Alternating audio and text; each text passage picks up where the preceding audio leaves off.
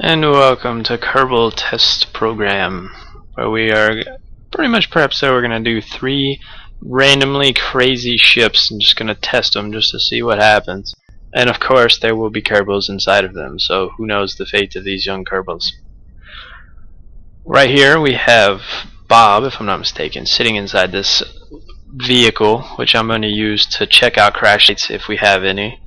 But he's just sitting right here outside the launch pad, awaiting Bill's fate, who is strapped in to this machine right here on the launch pad. So, yeah, good luck to Bill. And while Bill is patiently sitting in here, we'll talk about this. There's 24 booster rockets strapped around his little capsule, which has a fuel tank and a small engine strapped into it, with these jetliner wings strapped to the booster rockets, with, of course, rockets at the ends of the wings. Now this actually looks kind of cool, like a little star, but I have absolutely no idea how this thing is going to fly, so let's just get started on it, shall we? Oh shit, they're not. Oh, goodness. Let's actually fly halfway decent.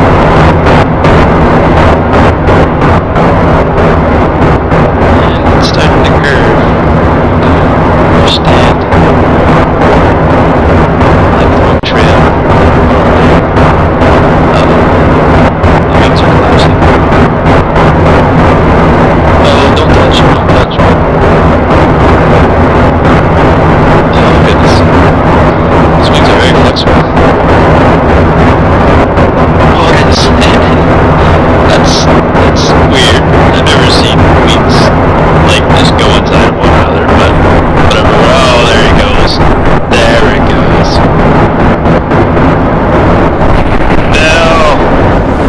Bill survives.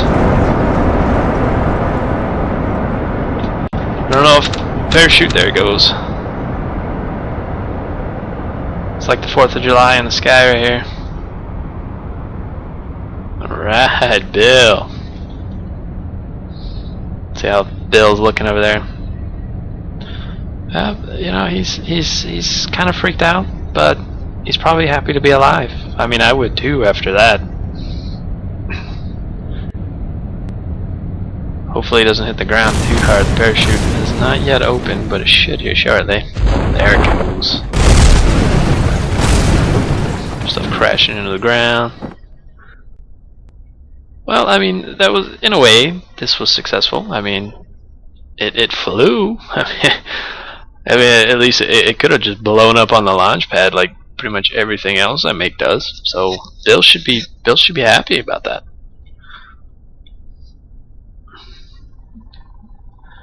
So we get this thing touchdown. We'll have to go get our vehicle to come pick him up.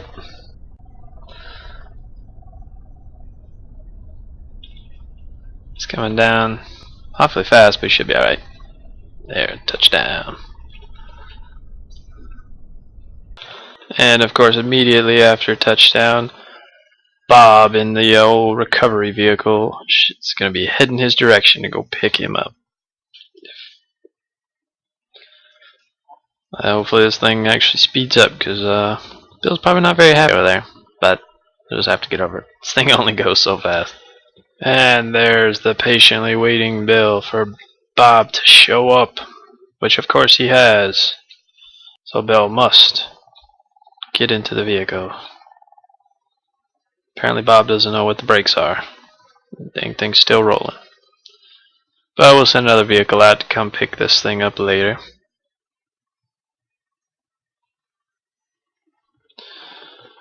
And they're heading back, so Bill can possibly do another mission one of these days. Probably don't want to, but he'll get over it.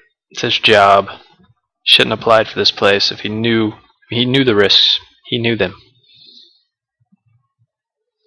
So while this is going on, we have Michael Gray sitting in the capsule on top of 2 orange engines and a spiral decline of all of these engines around it, with wings, of course, on them, just to see how this thing flies. I mean, it looks really cool, but the odds of it working, we don't know until we try.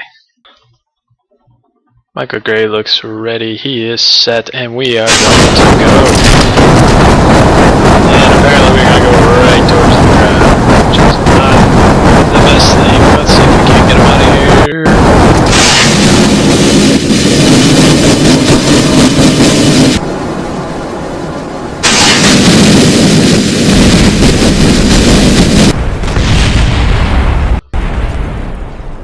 goodness. I think Michael's gonna be okay. Shoots shall be deployed now.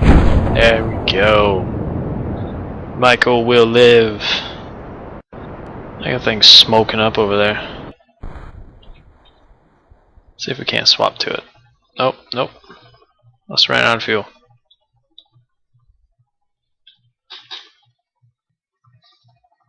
What was that? Alright.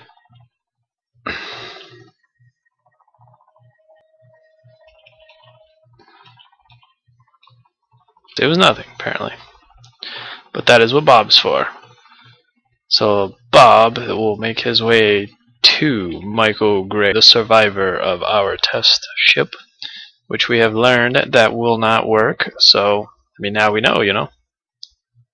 While Bob is picking up Michael, they have already placed the next rocket with Chris Hone in the cockpit. We are going to see how fast we can get this thing to spin while taking off. So, Chris, he looks impatient there, so we better just get started. And we launch in 3, 2, and 1. Cut it down. Oh, goodness. Well, we're still spinning. That's all that matters. Even though we just lost the fuel tank. Actually, we just lost 4 engines, but we still have 2 of them going, which is all that matters. We're spinning fairly quick here. There's an onboard view. We can see the moon and the sun just randomly changing. And we are almost out of fuel. We are still spinning. Chris is having the time of his life over there. Look at him, he is one happy camper. But he doesn't realize that we are out of fuel and we are falling back to the ground while spinning. Hopefully it all works well for this poor Kerbal. But we do have a parachute, so we are okay. Parachute deployed. We are falling fairly quickly. Hopefully this parachute does not rip off. I don't know if Chris can handle this. It's going very well. It's going very well. We are still falling at a very incredible speed. Nope, we are dropping speed. Parachute goes. Oh no, the parachute ripped off, Chris. No! Rest in peace, Chris. Rest in peace. The parachute failed. Oh no. Oh no.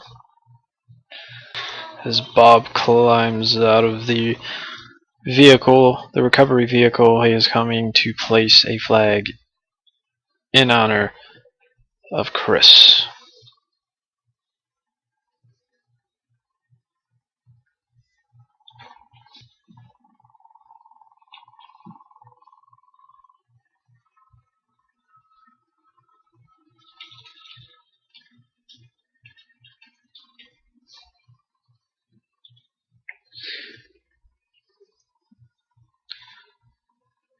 He will be missed. Very good pilot.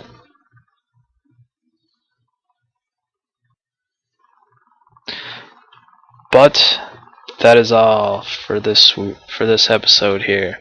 We'll be back for some more. I think we're going to be doing some space planes on the next one, so looking forward to that. But until then, I shall see you guys around.